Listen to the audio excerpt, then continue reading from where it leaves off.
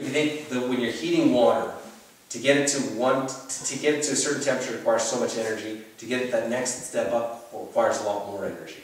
So to go from 25% to 26% would be installing more panels than it took us to get from 24 to 25%. So the return on, again, as the return on investment starts dropping off, the higher you try putting that demand. So again, we're looking at the seasonal, the winter versus the summer loads. What was the best? How much money can we invest? Get the system to pay for itself. Because a lot of this, it's nice to have that perfectly like net zero energy efficient facility, but dealing with taxpayers' money, sometimes you need to balance between cost effectiveness versus what you get out of it. So that's why we've got this target. The best defensible stance from an economic point of view. And what's the results after all? Greenhouse gas savings for both systems, 111 tons of carbon dioxide per year, which is equivalent to taking 21 vehicles off the road. Who's designed these solar systems for you? I couldn't tell you the contractor. It's a design build, so the supplier of the panels is the one who did the design as well, but I can't tell you which company. Sorry. But if you contact Chris Richards anytime, he's got all the information on all this stuff. Do you know if they considered evacuated tube instead of the flat panels? It was a consideration. There's something about the reliability or proven technology. I think the vacuum tube just doesn't have the proven track record. The technology might be there, but there's just nobody. It's not used well enough. Whereas this system, we're using like domestic hot water all over the place, so we've got something that we can kind of base the reliability on. And the last thing I'd like to talk to you about is our district energy feasibility study.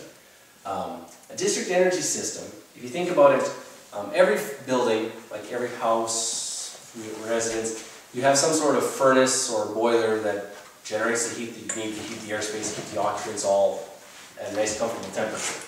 Well, the idea of district energy is instead of each of these buildings having its own furnace or boiler, you have one big one. One facility that boils the water, transfers this hot water around to all the different facilities, and then each facility has its heat exchanger to heat its airspace. So the advantages here are, well, first of all, you've got economies of scale. Generally, the bigger the boiler, the more efficiency you can get out of it. Particularly when you think each facility, when you design your heating system, you have to have a large safety factor in. Well, all those safety factors add up to a lot of waste. So here you can kind of put one general safety factor to supply everything. And again, what's the reliability of each of these boilers? Well, it depends on the technical expertise of your maintenance guy, the age of the facilities. Well, here you've got some professionals always checking it, so your reliability would greatly increase as well.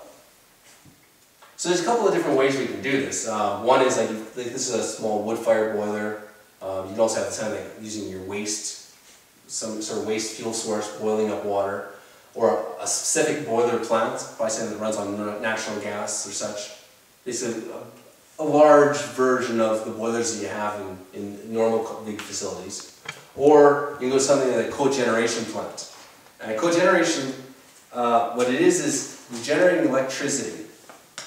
Whenever you generate electricity, what happens is you're boiling water, creates steam, the steam runs through a turbine, the turbine generates electricity, then you take the hot water that's condensed and you recycle your system.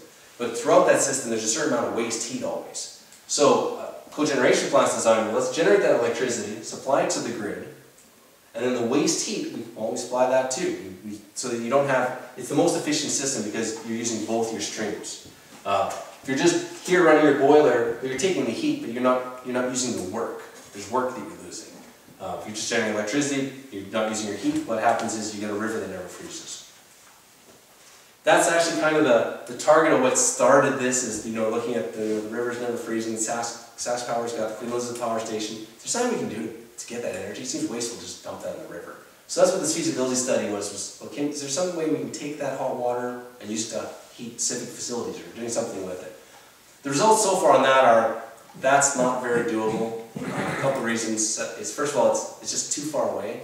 To put in the pipes to get the hot water to where you need it and to return it, it's just way too expensive. You wouldn't get enough energy out of it.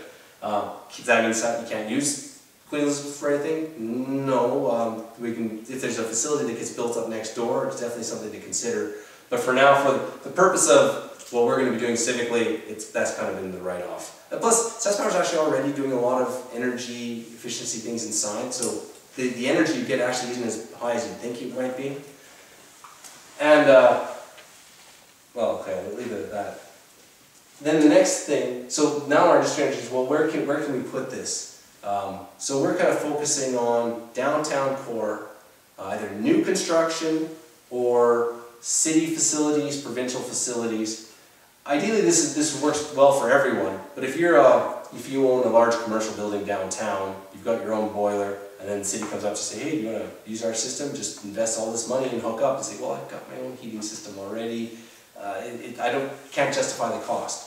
So the idea is, well, let's set it up for the civic buildings. Some people don't like waiting for that 10-year payback, so let's do the civic. Let's do something that we can control. Get the system in place, and then when it's saying like the Saskatoon Fieldhouse, when you've got your boilers at the end of the lifespan, you've got to spend all this money to buy new boilers. Well, instead of buying new boilers, maybe now you want to tie into the existing infrastructure. So the idea is, well, where can we put something like this that would be effective? And we're thinking maybe like the 25th Street, where we're doing the expansion. There'll be a whole bunch of new buildings going up there, and also down at Rivers Landing, like where we've got this new hotel and commercial complex going in. Maybe we can have this as part of the design. So if we can get like 2 of these cogeneration facilities, we can sell the power to Saskatoon Power, our own city utility. So we get the electrical use, the heating can be used efficiently within the buildings, and then the systems are there, so if other people want to tie into it later, we have the opportunities. So that's all what we've got in the works right now. I know Chris has a bunch of ideas on the other things he's working on. I know facilities needs to put in 2 boilers in 2 of their firehouses, so they're saying that we'll be assisting them with on that. We've got some studies into putting in solar powered lighting for certain remote sites. We got like storage sheds that the people only need to get to and get their tools out of in the morning, so they'd like to have lights, but it doesn't pay to bring in electrical utilities. So we're doing the kind of the energy efficiency cost balance model on, well, let's see if we have a solar cell and a battery and some lights, is that a good enough system? So we got some opportunities like that we're still looking into the city, and I think at this stage, this is still kind of a new area to be looking into, is like the energy efficiency of buildings. There's lots of opportunities in the city, so we'll keep our eyes open and we'll keep on making a cost-effective and environmentally sustainable city infrastructure. Okay, so, does anyone have any questions about what we've gone through? Just one, Chris. I think you heard, I was just in Honolulu, and one thing that's going on there is they've just now made a building code that any new home built or anybody reselling a home has to put solar thermal on it for their hot water heat. And it's all electric because they've got no natural gas there, of course, so it's huge savings. But it was interesting that they were the first city in North America to actually enforce a code like that. Is that something that, like, who in the city would do that? Who is it you guys that would bring that up, or how does that happen? Well, how see, that's something, right now we're trying to decide really what is the role of our branch in the city. Like that type of thing is not an environmental services role to make building codes. There's a branch in the city department that does that. But as the environmental services, we feel that, well, really we need to be the leaders, the initiators of these types of projects. So we need to do some research and provide that kind of directive or direction towards the other branches. So more and more we are trying to move that direction. Right now it's just a matter of resources and projects and time and budgets and all that sort of thing, but we are trying to do that. So that would be something that we should be trying to push, or convincing the other departments to follow in with. Interesting. I know one nice thing like with this home, the Veric home, now that you've proven that it can be done at a certain economy, we are pushing to have like contractors when like developing our new neighborhoods put in maybe not net zero homes but energy efficient homes as their model homes. So at a certain recovery, like this home has to be 50% efficient. This home has to be 25% like efficient over the national models. They have to have like kind of a high price model and then the more budget price model, and have these houses available for people when they come by for the tour. So there's some progress that way. Yeah. My goal, actually, what I would love to have is there should be a net zero house in every new provincial city development, or something like, well, let's build a net zero house, let's use it as tour, and then when it's like after 6 months, a year, we built another one, and just have this ongoing rotation of different floor plans, different design.